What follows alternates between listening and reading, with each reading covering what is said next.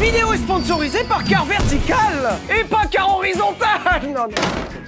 C'est la même vanne à chaque fois. Tu vas pas faire les mêmes blagues toutes les semaines. Après c'est quoi? Le moustique? Oh moustique. Car Vertical vous propose de vérifier le numéro VIN ou la plaque d'immatriculation de la voiture que vous voulez acheter et d'obtenir un rapport détaillé sur l'historique du véhicule. Que ce soit un compteur kilométrique trafiqué, des dommages ou même une déclaration de vol. Le client propose une nouvelle approche plus storytelling en racontant comment un de vos proches abonnés a failli acheter une voiture endommagée. Tu sais combien j'achète de voitures par an complètement éclatées ou pas? J'achète toutes les merguez de France. Et pas plus tard qu'il y a 3 semaines, j'ai acheté un Jeep Cherokee. J'ai senti venir la douille, alors j'ai fait un Car Vertical. Et bah tu sais pas quoi, ils avaient mis de la mousse expansive dans les longerons. La bagnole a été rincée. Et grâce à Car Vertical, j'ai pu voir l'historique du véhicule et je le savais. Bon, je l'ai acheté quand même parce que j'ai une chaîne YouTube en fait, parce que on fait des conneries. Est-ce qu'il fallait que j'y foute 100 tonnes? Parce que en fait, à la base, quand tu fais une OP Car Vertical, ils t'envoient leur meilleur rapport. C'est le rapport d'une bagnole, t'as jamais vu ça? Ils m'ont envoyé un rapport d'une Audi S4. Ça, je m'y connais les enfants, ça c'est de la merguez, hein. Et avec le code Sylvain, vous bénéficiez de 20% de réduction sur votre vérification Car Vertical avec le lien qui est juste en dessous. Merci à Car Vertical et bonne vidéo. Et si je vous parlais du moteur du futur? Il y a des matins, tu te lèves, tu te dis, on va révolutionner le monde de la bagnole, mais rien que ça. Ce truc! Aujourd'hui, j'avais très envie de vous parler du moteur Wankel, autrement appelé le moteur rotatif. Et déjà, j'aimerais vous dire un truc, l'épisode n'a pas commencé, il y a une erreur technique. Donc là, j'ai regardé, ça fait 7 minutes 30. Avec le montage, ça fera à peu près 23 secondes, un truc comme ça. 23e seconde, il y a une erreur technique. Mais putain! Ce n'est pas possible. Le mec te fait un épisode sur le moteur Wankel et il dit quoi? Moteur rotatif. Le moteur rotatif, c'est pas la même chose. Aïe, aïe, aïe, aïe, aïe. La boule noire, Motus. Aujourd'hui, effectivement, nous allons parler du moteur Wankel, qu'on appelle communément le moteur rotatif, même si en théorie, c'est pas vrai. Le moteur rotatif, c'est autre chose. Et aujourd'hui, je vais en profiter pour être un maximum anecdote man. Savez-vous ce qu'est le moteur rotatif? Et là, normalement, tu te dis, bah quoi, moteur rotatif, c'est quoi? C'est le moteur, il tourne? Oui. Après, toutes mes anecdotes se valent pas non plus, hein. Ça sera ma première anecdote de cet épisode. Il a effectivement existé des moteurs qui tournent, mais genre sur eux-mêmes. Enfin, ça le tourne le moteur, quoi. C'est pas un truc dans le moteur qui tourne, c'est le moteur qui tourne. Ça existait. Je vous arrête tout de suite, c'était de l'immense merde. J'ai pas besoin d'expliquer que quand tu fais tourner 200 kilos comme ça, telle une machine à laver, forcément ça se passe mal. Et le pire, c'est qu'à l'époque, les mecs le mettaient dans des avions. S'il y a des gens au chômage qui s'ennuient, faut le dire, on va vous trouver un truc à faire. La collection de timbres, c'est plus pertinent que ça. Ma grand-mère disait con comme un placard. Bah putain Flavio, hein, tourne devant un Ikea en tête de gondole, hein. Et pour débuter cet épisode sur le moteur Wankel, il faut que je vous parle de son inventeur, Felix Wankel. On va pas faire durer le suspense, Felix Wankel, il était allemand dans les années 30. Je vais faire démonétiser la chaîne tout de suite. C'était un énorme net. Je sais pas si c'est très délicat de faire ça, mais je suppose qu'il doit y avoir une échelle du moins au plus net. Felix Wankel, il est juste en dessous du H. En fait, Felix Wankel adhérera à un parti dès 1922. C'est-à-dire que tout ce qui arrivera après, la Seconde Guerre mondiale, le H, tout ça, c'est plus tard. Genre quand le H est arrivé, le mec était en train de finir son 3e spritz déjà, hein. Disons que c'était un mec un peu convaincu dans cette cause, mais à sa décharge, il aimait beaucoup les animaux. C'est pas une blague, hein, c'est anecdote man, c'est véritable, hein. Il était vraiment engagé dans la lutte pour la protection des animaux. Anecdote man, ouais. Le mec est naze. Ah, mais le mec aime bien les animaux. Ah, mais le mec est naze. Hop là. Attention, ça glisse, hein. Vu que l'automobile était très en vogue dans les années 30-40, effectivement, sur cette chaîne, je suis désolé, à chaque fois, on n'arrête pas de remettre des gros nazes sur la table. Même quand on parle d'une marque américaine comme Ford, il y a encore des nazes. BM, Varta, Mercedes, Volkswagen, t'imagines, même Renault. C'est juste l'histoire, c'est ce qui s'est passé. Felix Wankel est né en 1902 en Allemagne et c'est un ingénieur / inventeur. Et son invention la plus connue sera le moteur Wankel. Alors, il a pas inventé que ça, il a inventé notamment un viseur point rouge qui était monté sur les fusils allemands pendant la Seconde Guerre mondiale et un brûleur qu'on a retrouvé sur certains lance-flammes allemands. Et il se trouve que Felix Wankel est un passionné de bagnole. Wouh! Bienvenue au club. Ouais, yes. Installe-toi. Loin. Non, pas ici, plus loin. La bagnole dans les années 30, c'est quelque chose qui est assez nouveau et quelque chose d'assez stimulant quand tu es ingénieur. Quand on se remet dans le contexte de l'époque, on se dit quand même qu'il y a vraiment beaucoup de choses à tenter. Il y a beaucoup de choses à faire pour révolutionner ce truc qui vient à peine d'arriver. Et c'est au début des années 1930 que Felix Wankel va déposer le brevet du moteur à piston rotatif, autrement appelé moteur Wankel. Et pour comprendre comment Felix Wankel en est arrivé à ça, il faut se remettre dans le contexte de l'époque. On va la faire très simple, mais le moteur thermique actuel, c'est juste une manivelle, hein. C'est juste ça, hein. C'est un axe qui tourne Puis tu le fais passer par 2-3 merdes, genre une boîte de vitesse, un embrayage, des roues, tout ça. Puis bah ça avance. Et le fonctionnement actuel des moteurs thermiques était le même en 1930. Alors je vous rassure quand même, il y a 2-3 trucs qui ont changé. En 100 ans, j'espère bien. Et même si aujourd'hui, avec le recul, on sait que sur le papier, le moteur thermique classique est le plus efficace, disons que dans les années 30, le moteur thermique classique, c'est pas terrible. C'est lourd, ça vibre, ça fume, ça pue, ça demande énormément d'éléments pour fonctionner, ça demande de l'entretien et ça a pas un rendement terrible. Si tu veux commencer à sortir des grosses puissances, t'es obligé de faire des moteurs qui font la taille de la pièce. Donc même si on n'a pas forcément trouvé mieux, ça veut pas forcément dire que le moteur thermique c'est bien, ce qui laisse l'opportunité de révolutionner tout ça. Et le principal avantage du moteur Wankel par rapport au moteur thermique, c'est qu'il est beaucoup plus simple. Contrairement au moteur thermique classique qui utilise beaucoup de pièces, qui est lourd et qui a de l'inertie, le moteur Wankel va utiliser un minimum de pièces. Le concept est assez simple puisqu'au lieu d'avoir un piston et un vilebrequin, on a un triangle arrondi qui tourne sur lui-même. Et ce qui est révolutionnaire dans le moteur Wankel, c'est que sur le papier, ce triangle arrondi, c'est incroyable. Contrairement au moteur thermique classique, dont le mouvement se divise en 4 temps, dont un temps mort, qui est pas ouf. Le moteur rotatif a 3 temps qui sont effectués à chaque tour. Pendant que la combustion est en train de se faire dans une chambre, l'échappement et l'admission sont en train de se faire dans les 2 autres chambres. Et lorsque la pièce centrale, qu'on appelle le rotor, tourne sur lui-même, il effectue les 3 temps sans temps mort. Et sur le papier, quand tu fais la comparaison, il n'y a aucun débat possible. Le moteur rotatif n'ayant pas de temps mort par nature, il est beaucoup plus efficace, puisqu'en un tour de moteur rotatif, tu crées beaucoup plus d'énergie qu'un tour de moteur à piston. Donc moins de poids, donc moins d'entretien, donc une voiture qui est en tout point meilleure. Par exemple, le moteur à piston, par nature, vibre. Et c'est normal, t'as une pièce qui fait ça, qui actionne un truc qui tourne comme ça, c'est normal que ça vibre. Mais il n'y a pas ça dans le moteur rotatif. Le moteur rotatif est par nature équilibré. Donc que tu le fasses gros, petit ou avec plusieurs rotors, ça ne change rien. Le truc ne vibre pas. Et encore une fois sur le papier, le moteur rotatif est parfait. Lorsque Felix Wankel dépose le brevet, tout le monde a les yeux comme ça. T'imagines le nombre de nouvelles applications qu'on va pouvoir se permettre. C'est le moteur du futur, il n'y a pas d'autre mot. Par exemple, à l'époque, la moto avait du mal à se développer parce que les moteurs à piston classiques étaient trop gros et trop lourds. Moteur Wankel. Il y a un mec là-bas, alors un peu sur les bords, c'est vrai, mais il aime bien les animaux, qui a inventé un moteur miniature qui rentrerait parfaitement dans une moto. Je vous rappelle qu'on est dans les années 30, une période très prolifique en termes d'aviation. Alors on sait pourquoi, c'était pour aller se foutre sur la gueule quelques années plus tard. Mais quand même, le principal problème des avions à cette époque-là, c'est le moteur thermique. Et là, Felix Wankel, il arrive avec son moteur révolutionnaire. Et tous ses travaux finiront par amener Felix Wankel à travailler dans l'aviation. Et il travaillera même pour BMW.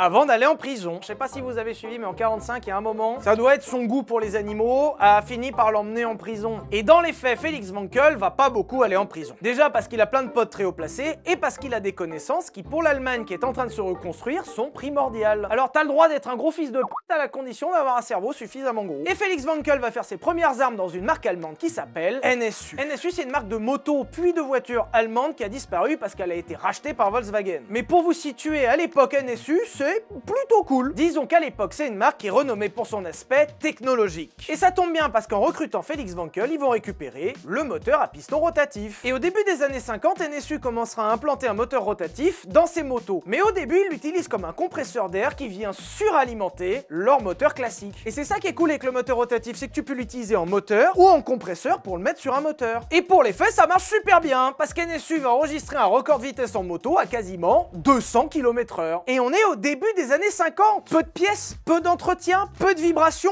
peu de mouvements parasites, peu de bruit. Sur le papier, cette moto, c'est la meilleure moto du monde. En toute modestie, hein. Je pense quand ils ont sorti ça, ils devaient se sentir si frais. Ils ont dû se dire, putain, les mecs, on a révolutionné le game. On l'a pris le game, on l'a plié en deux. Le moteur, il est plus petit, mais plus performant quand même. T'as jamais vu ça? Arrête de me dire, il y a débat, Flavio. Il y a pas de débat. Il y a tout de mieux qu'un moteur classique. Et c'est pour cette raison que toutes les voitures aujourd'hui ont des moteurs à piston rotatif. Non, attends, je vais vérifier le script. On va couper, on a dû se tromper sur le script. Alors, je viens de vérifier, excusez-moi, le moteur à piston rotatif n'existe plus, sauf dans un SUV de merde que personne n'achète. Je crois qu'ils en ont vendu 7. Sylvain, stop, attends, s'il te plaît. Personne comprend rien. D'un côté, tu nous dis que c'est le moteur révolutionnaire de l'année, genre il n'y a pas mieux, c'est physiquement mieux. Et de l'autre, tu nous dis que ça a disparu et qu'aujourd'hui, il y a une voiture qui l'utilise. Eh ben oui, Anecdote Man va revenir. Attention! Peut-être que le moteur parfait dont je vous parle depuis tout à l'heure est en fait une grosse merde. On sait pas. Dans les faits, on sait très bien, c'est de la merde. Mais on sait pas. Faut rester un petit peu pour savoir. Et le truc qui est d'autant plus vicieux avec ce moteur, c'est que ça se voit pas tout de suite. Sur le papier, messieurs, dames, moteur révolutionnaire. Ne regardez pas autre chose. Bienvenue à la présentation du moteur rotatif, le moteur du futur, le moteur de demain, le moteur parfait. Bien sûr, je suis là pour répondre à vos questions. Ça consomme de fou. Ça dépend si votre frère est pompiste. Si vous êtes propriétaire d'une station-service, ça consomme pas tant que ça. Oui, prochaine question, c'est pas fiable. Si votre beau-frère est mécanicien, c'est pas si grave. Et le pire dans l'histoire, c'est que la promesse sur le papier est tellement belle que ça va faire de l'œil à pas mal de monde. Et c'est comme ça que NSU va vendre le brevet du moteur à piston rotatif à plein d'autres constructeurs. Alors c'est pas compliqué, ils l'ont vendu à tout le monde. Mercedes va finir par acheter le brevet. On va en parler juste après, mais il y a eu des Citroën à moteur rotatif. C'était de la grosse merde. Évidemment, vous en doutez, le constructeur japonais, Mazda. Et on va en parler justement de Mazda, mais en attendant, NSU, qui veut garder son exclusivité, va sortir le premier véhicule de l'histoire à piston rotatif, qui sera la NSU Spider.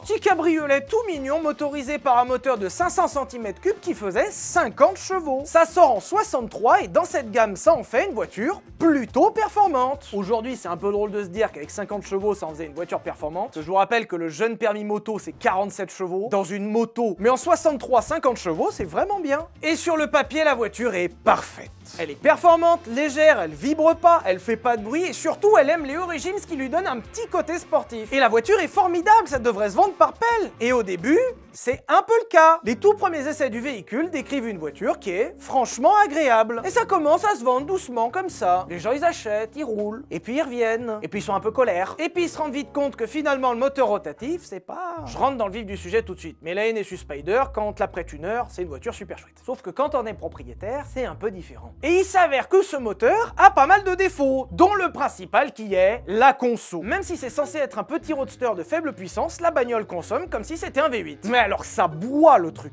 À l'époque, l'essence coûte pas si cher, donc en soi c'est pas si grave. Mais comme la voiture a un tout petit réservoir, les propriétaires passent littéralement la journée à la pompe. Genre c'est un plein tous les 200 bornes. Tu sais, il y a un moment où tu te poses la question s'il n'y a pas une fuite. Et encore, si ça consommait que de l'essence, ça serait pas si grave. En plus de consommer énormément d'essence, la voiture consomme énormément d'huile. Et la consommation d'huile vient de la conception même du moteur. Je vous le fais très simple, mais pour que le moteur il marche, il faut qu'il soit étanche. Et pour qu'il soit étanche, il faut que le métal frotte à ces 3 points. Sauf que métal contre métal, ça marche pas, donc faut mettre de l'huile. Et l'huile, tu la mets dans le moteur. T'es obligé de mettre l'huile dans la chambre de combustion, forcément ça brûle. J'entends déjà tous les mécanos qui sont en train de me dire, un moteur à piston classique, ça consomme de l'huile aussi. Oui, mais pas du tout dans les mêmes proportions. Pour vous donner une idée, on considère qu'un moteur thermique classique peut consommer jusqu'à 1 litre d'huile tous les 1000 km. Et encore, on est dans la moyenne très haute, la plupart du temps c'est beaucoup plus bas. À cette époque-là, un moteur rotatif, tu vas bouffer 1 litre d'huile tous les 100 bornes. 200 si tu tapes pas dedans. Ok, ça boit un peu d'huile. Eh, c'est bon, tranquille. Au moins le moteur il est fiable.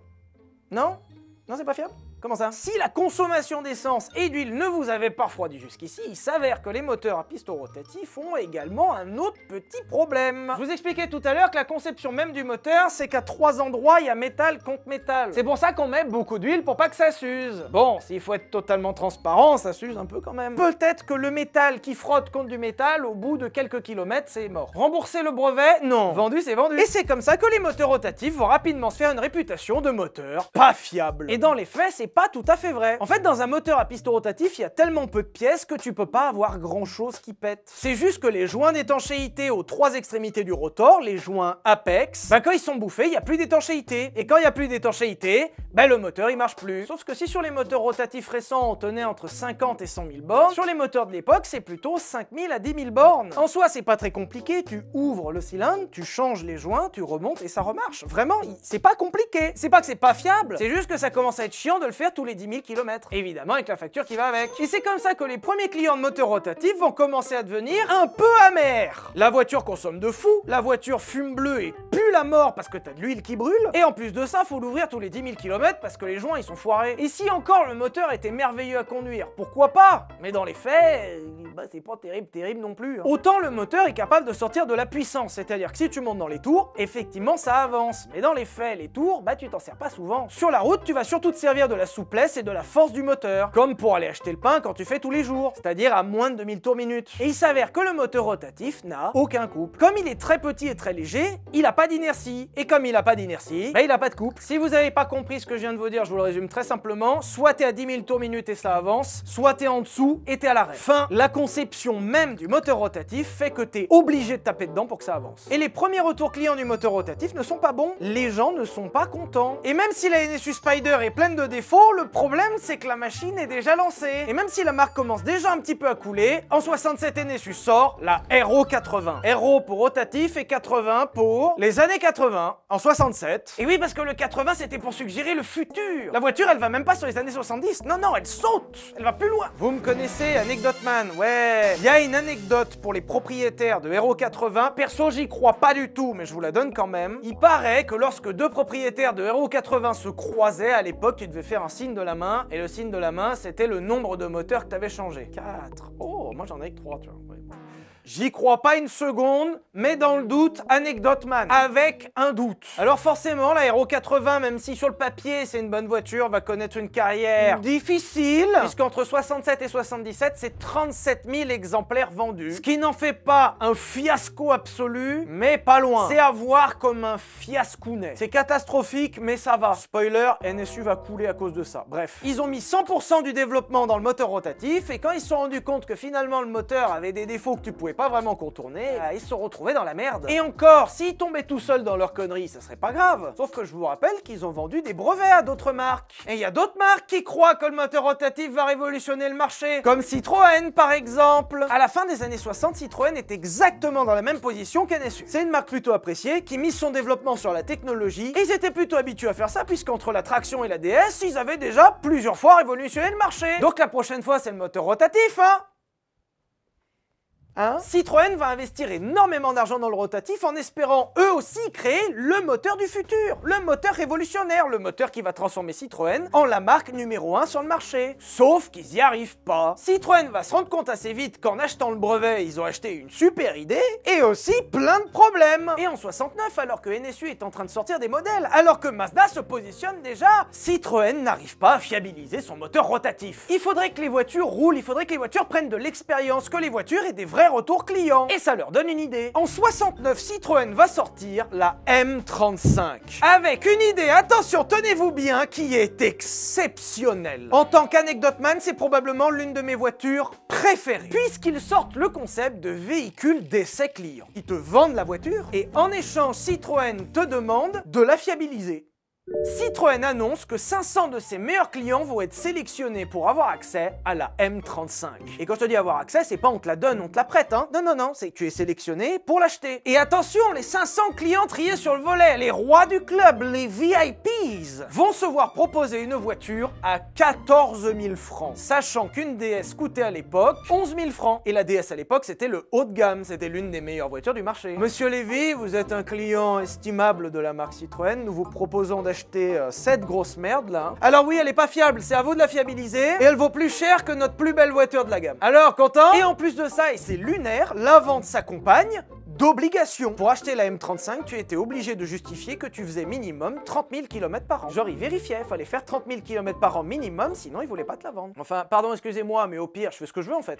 Après, rassurez-vous, pour ce prix-là, l'entretien est offert par Citroën, quand même, la classe. Sauf les pneus, parce que ça c'est une pièce d'usure. Sauf les freins, ça aussi c'est une pièce d'usure. Sauf la conso, parce que tu dois faire 30 000 bornes par an, mais on va pas te payer le carburant non plus, tu vois. Puis en plus, comme c'est un moteur rotatif, ça consomme de fou. Et puis l'huile n'est pas incluse aussi. Je vous sens très emballé, donc pour signer, c'est facile, c'est juste ici. Ça vous surprendra sûrement pas, mais en 69, lors de la sortie du véhicule, Citroën enregistrera 6 ventes. Je sais pas de quel côté faut le prendre. D'un côté, c'est un échec cuisant, évidemment, hein. Tu lances une voiture révolutionnaire, tout ça, il y a 6 personnes. De l'autre, ça reste quand même miraculeux quand tu vois les conditions. Les 6 mecs qui achetaient ça, ça devait être des gros passionnés de la marque. Alors évidemment, maxi flop, hein, de toute évidence. On n'a toujours pas répondu au fait que les clients, ils doutent, hein, c'est une technologie qui est nouvelle, ils ont peut-être pas envie de mettre 14 000 francs, c'est-à-dire une fortune à l'époque, dans une voiture qu'ils savent même pas ce que c'est. Se rendant compte que les gens étaient un peu frileux, Citroën proposera en 70 un remplacement offert du véhicule en cas de panne. J'ai mis plus cher qu'une DS et tu m'offres le remplacement si la voiture meurt. Oui! Flavio, putain, il nous a fait un malaise. C'est des propos incohérents, il nous a fait un AVC. Allô Flavio?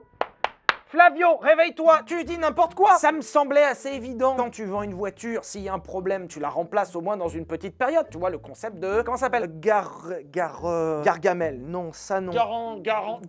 Putain, la garantie. Oui, la garantie, oui. Vous trouvez ça certainement ridicule, moi aussi. Ça a un peu marché parce qu'en 70, ils en ont vendu 212. Quand tu vois ce qu'on te vend, je trouve que c'est pas si naze, hein. Évidemment, le projet M35 tourne au fiasco total, hein, parce que les clients qui l'avaient acheté en 69, vous savez, les 6 cons du fond de la classe, là, bah ils reviennent. Et puis bah plus Citroën vend de voitures, plus Citroën voit revenir des voitures qui se sont engagées à remplacer gratuitement. Donc bah ça commence à coûter très vite, très cher. Alors ça c'est le genre d'anecdote que j'adore, mais Citroën en 70 annonce fièrement avoir vendu 500 exemplaires. Sauf que dans les faits, certains clients et passionnés, ça tombe bien c'est les mêmes, ont commencé à regarder les numéros de série. En fait ils ont découvert que Citroën, voyant qu'ils n'arriveraient pas à vendre les 500 et pour pas passer pour des cons devant la presse, a peut-être sauté certains numéros. C'est-à-dire que même si la dernière M35 sortie d'usine porte le numéro 500, comme s'il y en avait effectivement 500 de fabriqués, il n'y en aurait en fait que 267 de produites. C'est-à-dire que certains numéros de châssis ont juste pas été imprimés. Je sais pas à quel point t'es dans le flop quand t'es obligé de tricher sur les numéros de série pour pas que ça se voit. À la fin de l'année 70, c'est pas compliqué, Citroën ils arrêtent tout. Ils vont envoyer à chaque client qui a acheté une M35 un courrier en leur proposant d'échanger gratuitement leur M35 fraîchement acheté contre une Citroën CX, qui à l'époque est un modèle assez nouveau et surtout un modèle très haut de gamme. Dans les faits, quand tu regardes bien, si Citroën propose un si bon deal, c'est pas que pour les clients, c'est aussi pour eux. Ils se sont rendus compte en seulement quelques mois que toutes les M35 reviennent au garage. Ce qui s'accompagne bien évidemment de frais astronomiques pour la marque. Et en voyant que si ces voitures restent sur le marché, que si ces voitures repartent et reviennent et repartent et reviennent et repartent et reviennent, ça va couler la boîte. Donc quand Citroën ils font les beaux gosses à échanger les voitures contre des plus grosses voitures, dans les faits, ça les arrange bien aussi quand même. Et ce concept de reprendre des voitures clients et de les détruire parce que ça coûte trop cher ne sera pas nouveau chez Citroën puisqu'ils le referont quelques années plus tard avec la BX 4TC. Promis, je vous en parlerai un jour parce que ça aussi c'est un beau fiasco. Et à ce moment-là, tu pourrais dire ok, c'est pas grave, Citroën exactement comme un issu, ils ont tenté un truc. Ils ont mis beaucoup d'argent, ça a pas marché, c'est pas grave, on arrête, c'est bon, c'est tant pis, ça arrive. Tu connais l'adage, il y a que les gens qui essayent pas qui se trompent jamais. Donc ça serait complètement con de continuer dans le rotatif.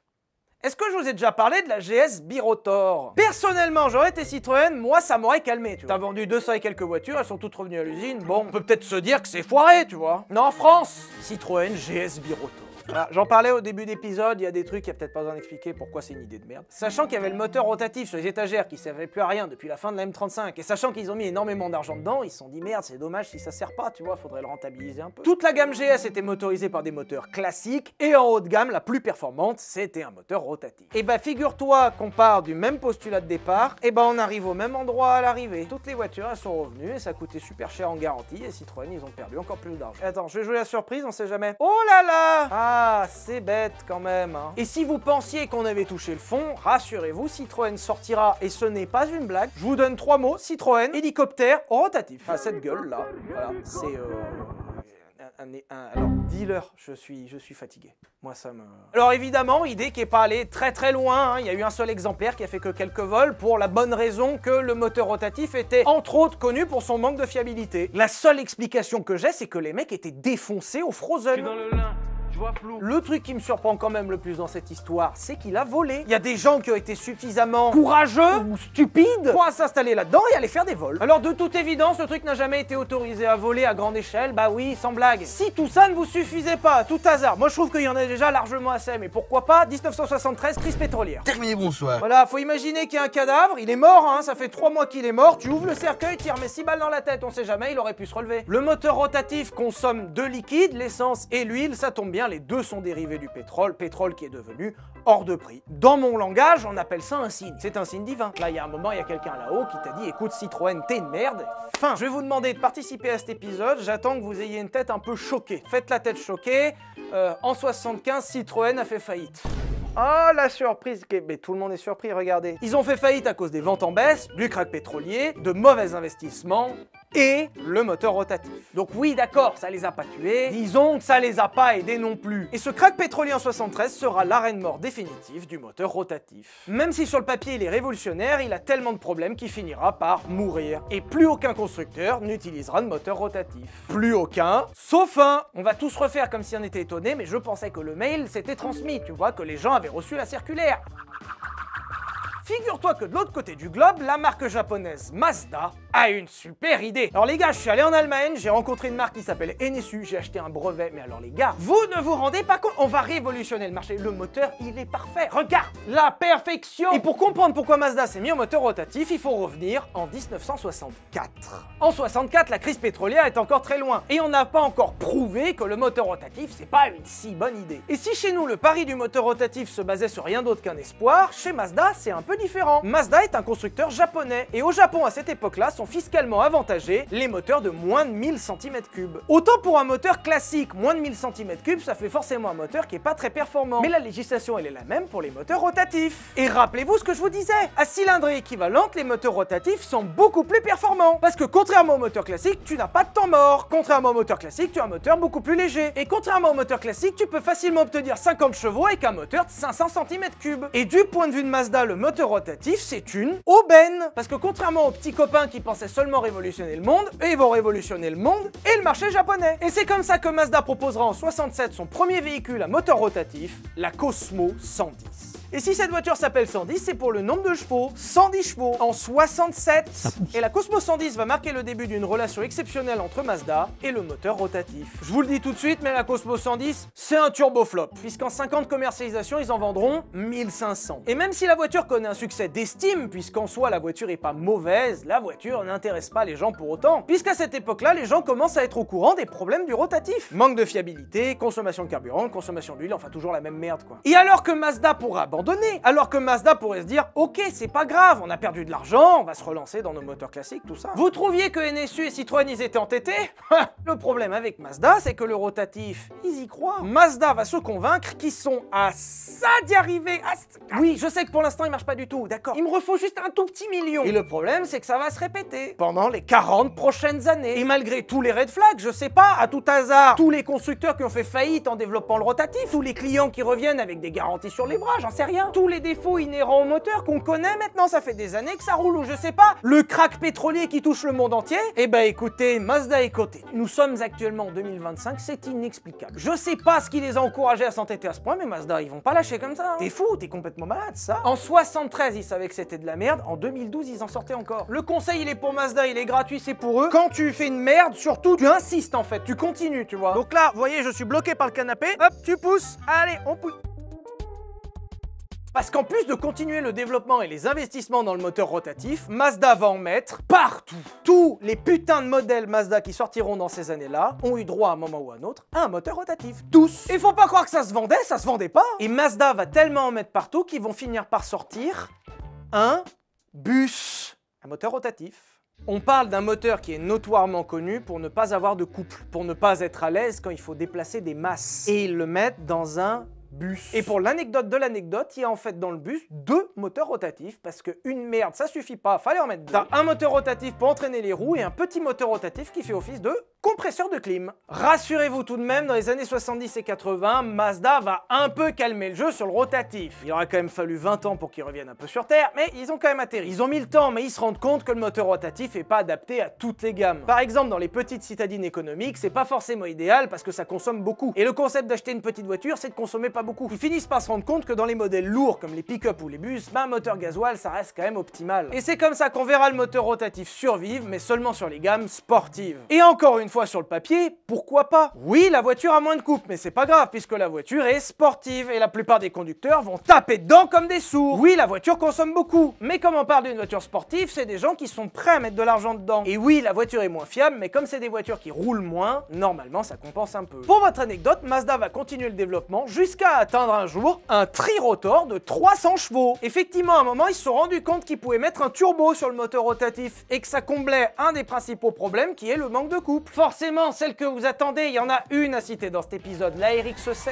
La Mazda RX-7, notamment dans sa génération FD, sera probablement la voiture à moteur rotatif la plus connue et la plus appréciée. C'est pas compliqué, c'est la plus connue et la plus appréciée pour la même raison que la GT-R 34 et la Supra. En fait, le birotor de la RX-7 est équipé de 2 énormes turbos. Et si tu changes ces 2 énormes turbos par 2 énormes turbos, t'obtiens une fusée. Alors tout n'est n'est pas si négative dans ce moteur rotatif parce que si tu mets deux immenses turbos, en fait tu peux lui faire sortir vachement de puissance. Et oui, parce que contrairement au moteur classique, le moteur rotatif est beaucoup plus simple, donc tu peux y foutre beaucoup plus de contraintes. Et c'est comme ça que la RX-7 dans les années 2000 va devenir une icône du tuning. Et si on part de ce postulat, on peut aussi se poser une autre question. Est-ce qu'il n'y a pas un truc à faire en compétition? Parce que ce qui fait les défauts du moteur rotatif sur la route ne sont pas forcément des défauts sur la piste. Le moteur rotatif manque de couple, mais tu peux le compenser avec des turbos, et de toute façon en compétition t'es tout le temps à fond. T'en as rien à foutre d'avoir du couple. Le moteur rotatif consomme énormément. C'est pas comme si le moteur classique ne consommait pas énormément aussi en compétition. En compétition, l'ennemi numéro 1 c'est le poids. Le moteur rotatif est beaucoup plus léger qu'un moteur classique. Et en compétition, tu as besoin d'un truc fiable et facile à réparer. C'est fiable et facile à réparer. Dans la limite de 10 000 km. Mais tu t'en fous, en compétition tu les fais même pas. Si j'en parle pas, vous allez me dire Sylvain, t'écris tes épisodes n'importe comment, il manque 30 000 trucs dedans. Alors nous allons en parler. La Mazda 787B.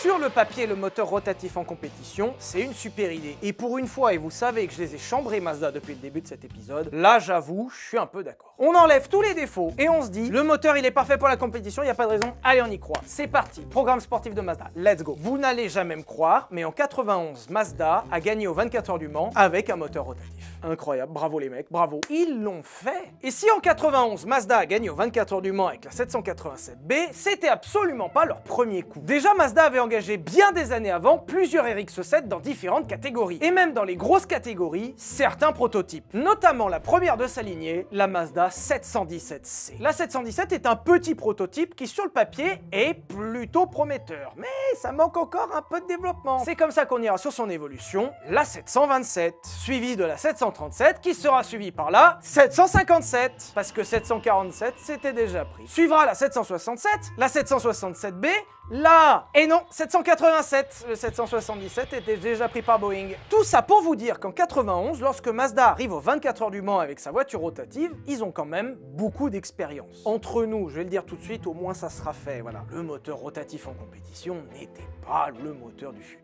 Ah, ça, de faire un truc incroyable. Et figurez-vous que les problèmes du moteur rotatif sur la route se retrouveront sur la piste. Le moteur consomme énormément, ce qui fait que tu dois t'arrêter souvent et sur les courses d'endurance, c'est vite gênant. Le moteur est peu fiable et par rapport aux concurrentes qui ont des moteurs turbo, le manque de couple dans les relances se fait quand même sentir. Pour résumer, ils ont une voiture qui a rien dans le cul et qui boit sa mère. Et en 91, Mazda arrive aux 24 heures du Mans, déterminé. Ils ont travaillé le refroidissement, l'aéro, la fiabilité, la voiture est prête et surtout en 91, Mazda a une opportunité. En 91, la FIA intègre une nouvelle réglementation qui est le groupe C1. Je vous le résume rapidement, mais l'idée c'est de faire en sorte que les voitures de la catégorie Endurance se rapprochent des voitures de la catégorie Formule 1. Et si en 91 tous les constructeurs peuvent déjà utiliser leurs voitures de catégorie C1, les seuls qui vont tenter l'aventure c'est Peugeot et ils vont arriver avec une 905 qui va mourir au bout de 2 heures de course. Quand elle marchait fort. C'est pas le problème, ils étaient premiers. Quand elle a pris feu, elle marchait moins fort. En 91, Mazda va donc se battre avec ce qu'ils savent faire. Une voiture qui est légère et même plus légère que celle des concurrentes. Et ils vont miser leur stratégie pour gagner sur la consommation et la fiabilité. En fait, c'est pas une blague, mais Mazda va brider la puissance de la 787B qui court en 91 pour faire en sorte qu'elle consomme moins et qu'elle soit plus fiable. Et d'ailleurs, ton sponsor Renault, qui est en fait une marque de chaussettes, le saviez-vous? C'est pas une blague, hein, la marque qu'on voit en gros sur les 787B, c'est une marque de chaussettes. Et au bout de 6 heures de course, ce sont les Mercedes Sauber qui prennent la tête. Alors c'est pas compliqué, le podium à l'époque, c'est Sauber, Sauber, Sauber. C'est une course d'endurance, c'est 24 heures, donc au bout de 6 heures, ça veut rien dire, mais au bout de 6 heures, Mazda est à 2 tours de retard. Et oui, parce que devant, t'as une armée de Sauber qui sont des voitures très bien développé, hein. Vraiment, c'est bien motorisé, il y a un bon châssis, il y a même des bons pilotes. Et là, normalement, vous vous dites, mais Sylvain, j'avais déjà entendu parler de cette voiture rotative aux 24 heures du Mans. Il me semblait qu'elle avait été interdite tellement elle était performante. Sur le papier, la 787B est effectivement une voiture performante, mais déjà, pas plus performante que les autres, et deuxièmement, aux 24 heures du Mans 91, elle est pas prête d'être performante, parce que je vous rappelle qu'elle est bridée. Et si Mazda a 2 tours de retard à ce moment-là, c'est parce qu'il joue pas les chronos, il joue la longévité, l'endurance. Donc lorsqu'on dit que la 787B est supérieure aux autres, c'est faux, puisque débrider la voiture est juste équivalente aux autres. Il faut juste voir la 787B comme une voiture dans la moyenne de ce qui se faisait à l'époque. Et si on revient à mon année 91, Mazda, ils sont un peu dans la merde. Disons qu'à 6 heures, il y a 2 tours d'avance, et ça continue. Et au bout de plusieurs heures de course, Mazda commence à se rendre compte qu'ils ont peut-être fait une connerie. Jouer l'endurance et la consommation avec une voiture à moteur rotatif, c'était peut-être pas la meilleure idée, bah non. On en est au stade où il faudrait que toutes les voitures devant nous crèvent une par une pour gagner. Vous n'allez certainement certainement pas le croire, mais en 91, alors que la Mazda 787B n'a aucune chance de gagner, toutes les concurrentes vont mourir une par une. Toutes. On a une Sauber qui va péter une boîte, une Sauber qui va surchauffer, et à un moment, à 2 heures de l'arrivée, Mazda est premier. Alors que les mecs essayent de mettre des carrés dans des ronds depuis 24 heures. Les mecs, avec leur stratégie d'endurance, vont y arriver. Conformément à la stratégie, la voiture a peu consommé et a été fiable pendant les 24 heures d'épreuve. Et la voiture gagne. Et effectivement, après cette victoire, la 787B et plus particulièrement le moteur rotatif vont être interdits. La rumeur qui dit que le moteur rotatif a été interdit parce qu'il était trop performant n'est pas vraie. La vraie raison, c'est que le fameux groupe C1 dont je vous parlais juste avant est entré en vigueur et est devenu incontournable. Autant en 91 t'avais le choix, en 92 c'est groupe C1 ou rien. Et rappelez-vous, le groupe C1 doit fonctionner avec des moteurs de Formule 1, moteur à piston classique. Ce qui fait qu'en 92, Mazda a été automatiquement écarté de la compétition. Et comme ils avaient la flemme de faire un moteur classique, et ben ils sont juste partis. Pour l'anecdote, en général, les constructeurs, quand ça va dans un sens qui les arrange, des fois ils négocient avec la FIA. Par exemple, en Formule 1 actuellement, si on a des V6 et pas des 4 cylindres, c'est à cause de Ferrari. Enfin, en l'occurrence, plutôt grâce à Ferrari. Puisque Ferrari avait mis un ultimatum, si c'est pas minimum un 6 cylindres, ils quittent la Formule 1. Et comme Ferrari c'est Ferrari, et que s'il y a plus Ferrari en Formule 1, bah t'as l'air con, la FIA a cédé. Sauf que Mazda c'est pas Ferrari, et Mazda étant les seuls à faire un rotatif, ils ont essayé de négocier à la FIA en leur disant on a quand même gagné, on aimerait bien pouvoir participer en rotatif. Ils les ont dégagés. Et on en arrive à l'épilogue de mon histoire, Sylvain, qu'est devenu le moteur rotatif. Le moteur rotatif a continué de vivre dans la gamme Mazda. Et en 2003, Mazda sortira le seul modèle équipé d'un rotatif, la RX-8. Oui, ils ont continué, mais ils ont quand même vachement réduit. Ils l'ont vraiment gardé que pour un véhicule. Et cette RX-8 sera un moyen succès. Alors c'est pas nul parce qu'ils en ont quand même vendu 192 000 exemplaires. Et en vrai, c'est pas mal. Et de l'autre côté, bah, la RX-8 a toujours les mêmes défauts. Genre, ça fait 40 ans, ça n'a pas changé, c'est la conception du moteur qui veut ça. Même si la RX-8 s'est bien vendue grâce à sa gueule de folie, ses bonnes idées, son prix vraiment très bas, dans l'absolu, la voiture n'est pas une réussite. Alors il y a un moment, ils sont passés de 192 à 231 chevaux, parce que le reproche numéro 1, c'était que ça avait rien dans le cul, et bah devinez quoi, la 231 chevaux n'a toujours rien dans le cul, et on garde bien sûr la classique, la conso, l'huile, la fiabilité, enfin bref. On pourra quand même pas reprocher à Mazda de s'être cramponné avec, rappelez-vous, cette campagne de pub Zoom Zoom Zoom. La dernière fois, je vous ai remis le Takata dans la tête. Là, je suis ravi de vous remettre le Zoom Zoom Zoom. Oh putain, je me le remets. Et Zoom Zoom Zoom, ah Zoom Zoom Zoom, hey! Et la pub est incroyable, ils essayent de te faire croire qu'une RX-7 c'est bien. Ils te montrent des gens heureux et des gens qui sont propriétaires d'un rotatif dans la même pub. Le mensonge! Tu vois personne qui sourit dans la RX-7, c'est que des gens dans d'autres véhicules. Dans la Miata, on voit quelqu'un. Dans la RX-7, il y a personne qui sourit. Hein. Ben, en même temps, normal, hein, t'as acheté une RX-7. Je dois reconnaître que ça a été un sacré succès, parce qu'au début, Mazda en France, on n'en avait rien à foutre. À l'époque, c'était devenu un peu cool. Et Zoom Zoom à vous aussi. Et autant ça a fait du bien à Mazda, c'est pas le problème. Autant le rotatif. J'aurais peut-être préféré un moteur plus fiable ou qui consomme moins à la place d'une belle pub à musique entraînante. Mais bon, Mazda, ils ont fait leur choix. Et c'est comme ça qu'en 2012, le moteur rotatif arrivera à sa fin de vie. Et la RX-8 est morte sans être remplacée. Et si elle n'a pas été remplacée, c'est principalement à cause de la pollution, puisque je vous rappelle que le moteur rotatif consomme de l'huile. Huile brûlée extrêmement polluante, à une époque où les émissions polluantes sont largement surveillées. Ce qui fait que de fait, le moteur rotatif, c'est mort. Et c'est comme ça que notre histoire arrive à sa fin. Presque. Si vous vous rappelez bien, je vous ai dit en début d'épisode que le moteur rotatif pouvait être utilisé en tant que moteur. Certes, on avait compris. Mais il pouvait être utilisé aussi en tant que compresseur ou moteur auxiliaire. Et à notre époque de voitures hybrides et de downsizing, le moteur rotatif a fait un petit retour. En 2010 déjà, Audi sortait un prototype d'Audi A1 avec un moteur rotatif à l'intérieur qui fait office de générateur d'électricité. On se calme, je vous vois là déjà, vous êtes en train de vous lever,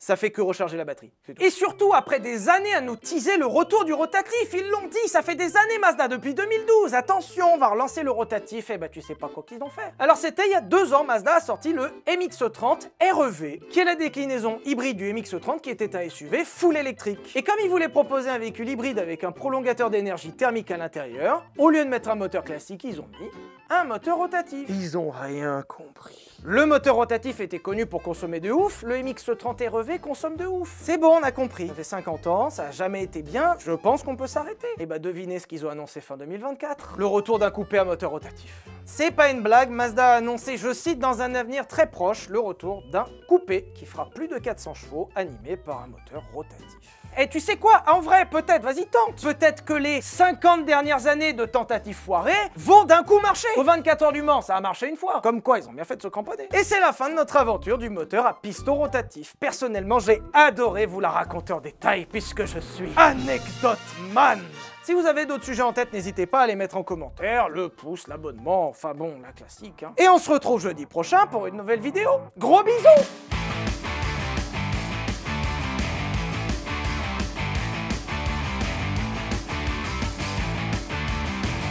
Si vous êtes né dans les années 2000, ça tournait en permanence.